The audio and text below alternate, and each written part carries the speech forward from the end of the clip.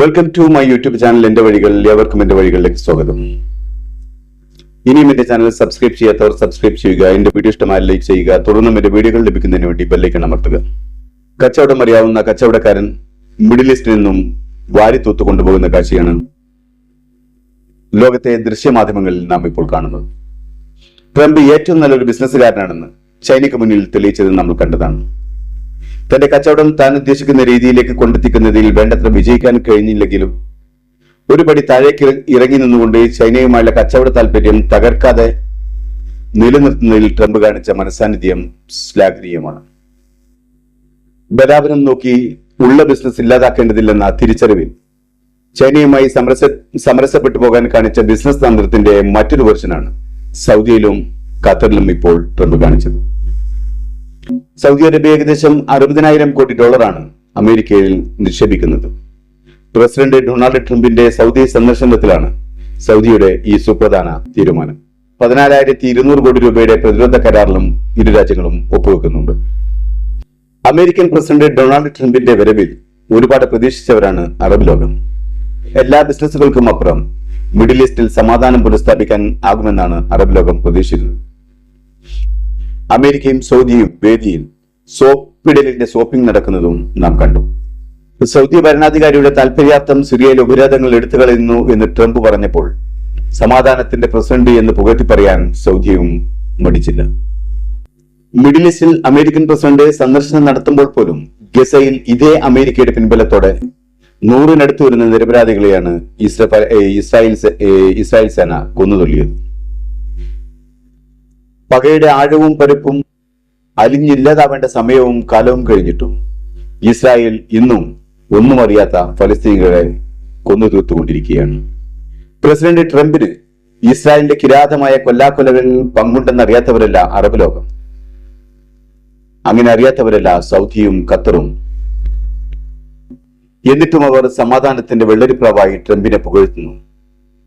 ഇസ്രായേലിന് ഏറ്റവും കൂടുതൽ ആയുധവും സമ്പത്തും സുരക്ഷിതത്വം ഉറപ്പുവരുത്തുന്ന അതേ അമേരിക്കയുടെ കൈകളിലേക്കാണ് പരസ്പര സഹകരണത്തിന്റെയും വ്യാപാര ബന്ധങ്ങളുടെയും പേരിൽ 60,000 കോടി ഡോളർ സൗദി ഇൻവെസ്റ്റ് ചെയ്യുന്നത്.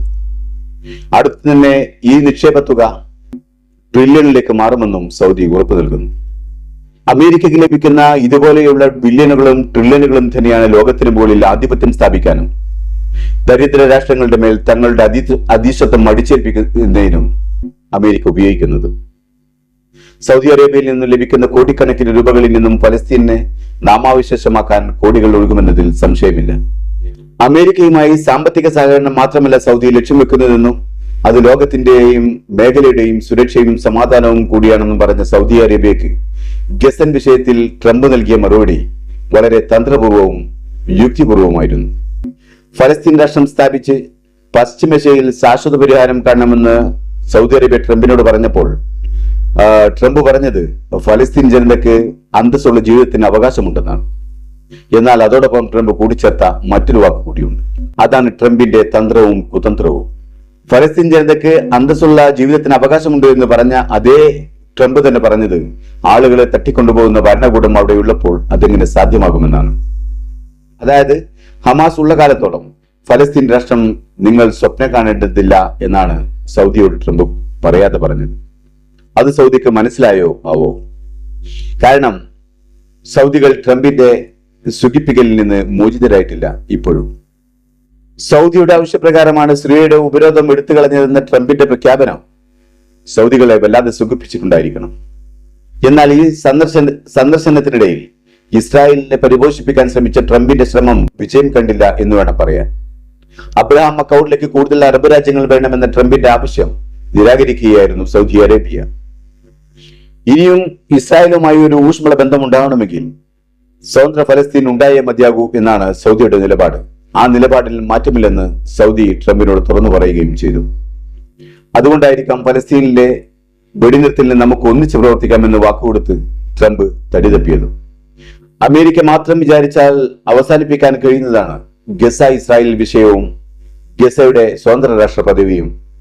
പക്ഷേ എന്തു തന്നെ ചെയ്താലും അമേരിക്ക അതിന് തയ്യാറാവില്ല എന്ന് ലോകം മനസ്സിലാക്കി കഴിഞ്ഞിട്ടുള്ളതാണ്. സമാധാനത്തിന്റെ വെള്ളരിപ്രാവായി അഭിനയിക്കാൻ മാത്രമേ ട്രംപിന് കഴിയൂ. സമാധാനത്തിന്റെ വെള്ളരിപ്രാവായി പറക്കാൻ ട്രംപിന് കഴിയില്ല.